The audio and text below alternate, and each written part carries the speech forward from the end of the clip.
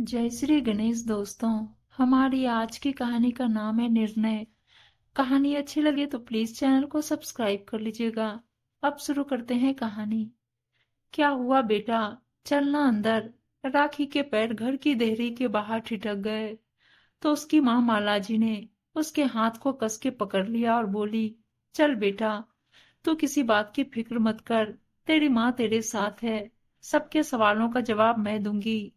तू बस अपने आगे की सोच। बहुत सह चुकी है, अब और नहीं। ये घर तेरा भी है।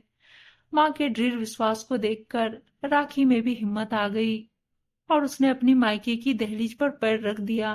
शायद इस बार हमेशा के लिए, क्योंकि ससुराल से तो वो सारे रिश्ते और बंधन तोड़ आई थी। अंदर आते ही दादी और भाई भाभी की तिरछी नजरें उसे अंदर तक भेद रही थी। भाभी प्रिया तो मुंह मोड़कर अपने कमरे में जा बैठी। भाई रमन सामान्य दिखने की कोशिश कर रहा था, लेकिन स्वीकार करना उसके लिए भी बहुत मुश्किल था। सबको आशंका तो थी कि आज माला जी शायद राखी को अपने साथ लेकर आएंगी, लेकिन फिर भी ये बात घर में किसी के गले से नीचे नहीं उतर रही थी। और कोई तो कुछ नहीं बोला, लेकिन राखी की दादी से चुप रहते नहीं बन रहा था। ले आई इसे उठाकर इस घर में वापस। अरे तेरे जैसी माँ तो हमने कहीं नहीं देखी, जो अपनी बेटी का घर उजाड़ रही हो। समय के साथ सब ठीक हो जाता, लेकिन तूने ही इसे सर पर चढ़ा रखा है। अब मूंग दलेगी ये हमारी छाती पर। न अपने परिवार की चिंता है, न समाज की शर्म। बस अम्मा जी, बहुत चिंता कर ली घर और समाज की। तभी पूरे 3 सालों से मेरी बच्ची अपने ससुराल में इतने अत्याचार सह रही थी, लेकिन अब और नहीं। अगर आप लोगों को लगता है कि मैंने अपनी बेटी का घर उजाड़ दिया, तो हाँ, मैंने अपनी बेटी का घर उजाड़ दिया, क्योंकि ऐसे घर के बसे रहने से अच्छा है कि वो उजड़ जाए। जिस बेटी को इतने नाजों से पाल पोस कर बड़ा किया था, उसे यूं तिल तिल मरते नहीं देख सकती। आप सबको शायद राखी के जिस्म और आत्मा पर पड़े निशान नजर नहीं आ रहे, लेकिन मैं माँ हूँ, अपनी बेटी को इस दर्द में नहीं देख पाई, इसलिए ले आई इसे अपने घर में वापस। अपना घर?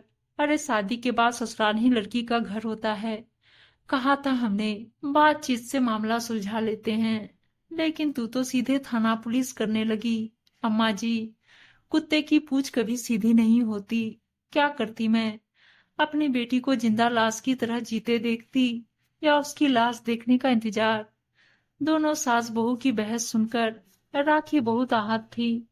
उसे विश्वास नहीं हो रहा था कि खुद उसका परिवार ही उसे इस हालत में भी स्वीकार नहीं कर पा रहा। माँ, मैं इस परिवार पर बोझ नहीं बनना चाहती। रोते हुए राखी बोली, तू कोई बोझ नहीं है बेटा। इस घर पर तेरा भी उतना ही अधिकार है जितना बाकी सबका।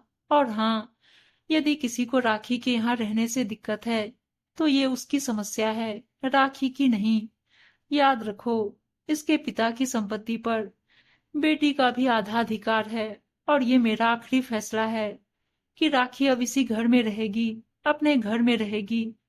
ये बात माला जी ने बेटा बहू के लिए कही थी, ताकि उनका उतरा हुआ मुंह ठीक हो जाए और वो समझ जाए कि राखी उन पर बोझ बनकर नहीं रहेगी, बल्कि अपने अधिकार से इस घर में रहेगी। माला जी के दृढ़ निश्चय के आगे रमन और बहू भी समझ गए कि अब यदि ज्यादा कुछ कहा तो घर के दो हिस्से होते देर नहीं लगेगी। माँ के निर्णय से राखी में भी हिम्मत आ गई थी। उसने मन ही मन निश्चय कर लिया था कि वो जल्दी ही इस हादसे से उबरकर अपने पैरों पर खड़ी होगी और अपनी माँ के भरोसे और सहयोग को जाया नहीं जाने देगी। उम्मीद है दोस्तों कहानी अच्छी लगी होगी, और अच्छी अच्छी कहानियां सुनने के लिए चैनल को सब्सक्राइब और वीडियो को लाइक शेयर जरूर कर दीजिएगा। धन्यवाद दोस्तों।